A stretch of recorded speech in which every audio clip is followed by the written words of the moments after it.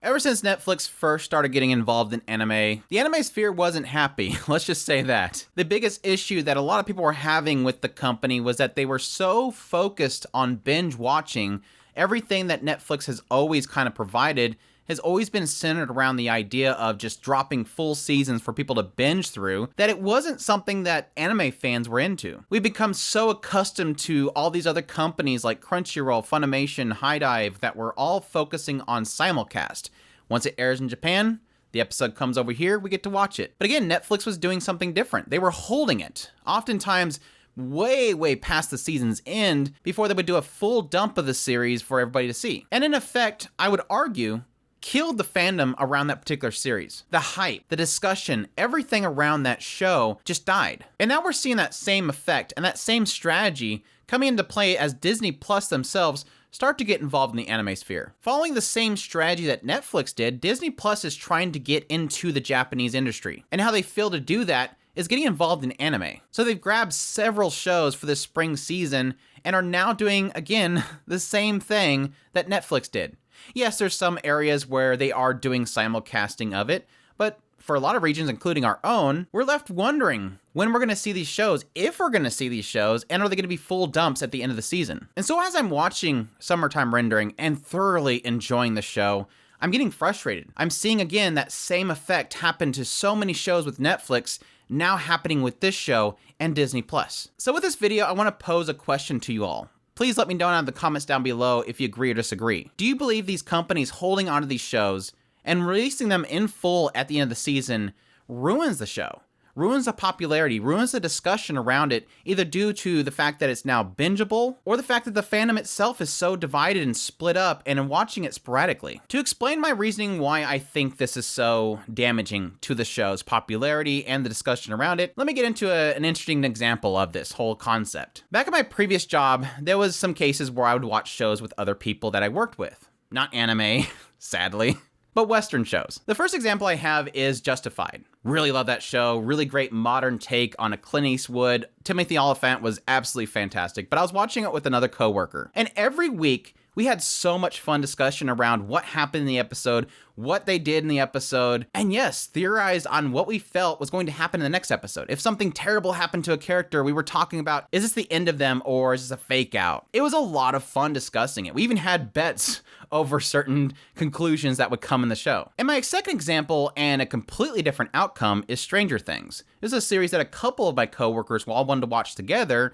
And yes, it was a full dump on Netflix. And what we had is every day we would have one person come in and say, I just watched the whole thing last night. What'd you think of this? What'd you think of this? And we had everybody else going, whoa, I haven't had time yet. I haven't had time yet to watch it. And so you'd have some people would have all the time in the world and they would watch the entire series. You would have other people that are watching one episode a night, maybe one episode every other day.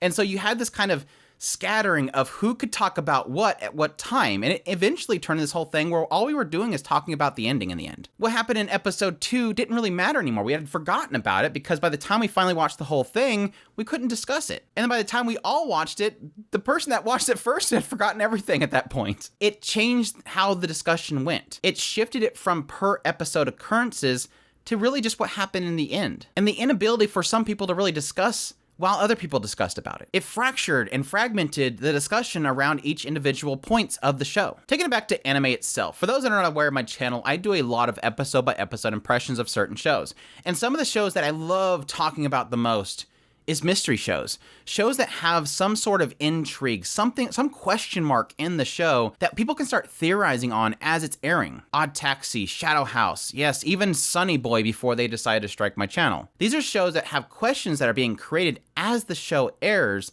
that you're able to theorize on. Shoot, even this season with The Executioner and Our Way of Life, I've had so much fun theorizing on exactly what the power of Akari is and what's the extent of it. What can it mean for the overall story's narrative? But make no mistake, that's because we're watching it as the story unfolds and we're given time to breathe and talk about what's happening. What's the point in talking about what could be when you already know what happens by the end of it if you binge the whole thing? What's the point in talking about the journey if you already know the outcome? And I think the thing that supports my mindset the most is when you consider what most anime is based off of. Source materials that are chapter-based. With about 99% of your anime out there they're all based on a manga or a light novel or novel. And with each of these stories, they're releasing them in chapters. And how do they get people to read the next chapter? They put questions in there, and they often leave cliffhangers that will draw people to check out the next volume or check out the next chapter. And that often translates to the anime adaptation. You'll often have cases where the episode's ending right about with the chapter or the volume's ending,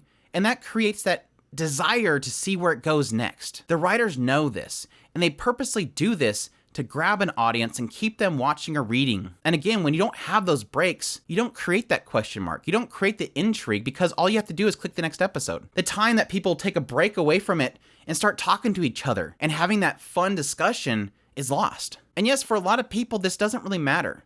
But for somebody like me and a lot of people that are in the anime sphere and people that love discussing things in Discords and Twitter, social media, the fun is in talking about each individual turn the characters take in each story. And I think even if you don't have a community to discuss things, which if you don't, please go down in the description below. There's a link to our Discord. We love anime. We love talking about it. Even if you don't have a circle of friends to talk about shows, you're still losing something. You're still losing that sense of suspense, that sense of wondering what will happen next, to give your mind a chance to really think on it and ponder what could happen, to let your imagination run and create theories on where you think it's going next. And again, I think that's lost with binge watching. I think that's lost with holding it and fragmenting the audience to different times that they can actually view it. Being invested in the anime community as long as I have, the one thing I always notice is when there's no discussion around something. When you're looking on Twitter, social media, and different ways that you're communicating with people, and you just don't see discussion happening. And I don't chop it up as,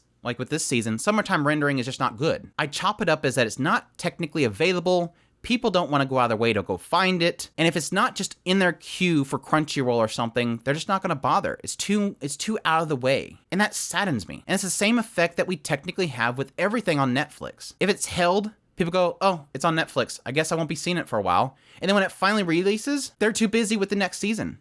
It's too out of the way, I don't worry about it.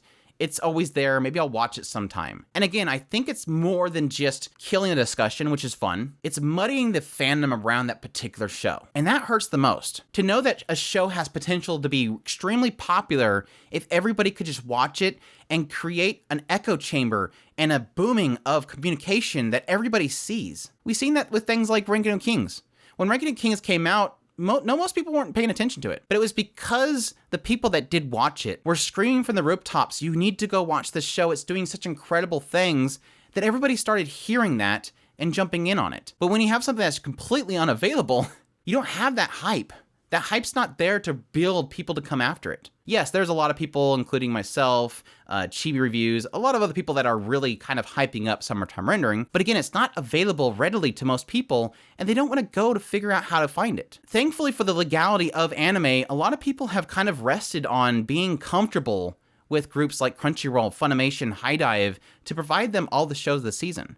So when something's not in those circles, it's too out of the way. And I really dislike that because something like summertime rendering is so full of a discussion. I love every episode of it.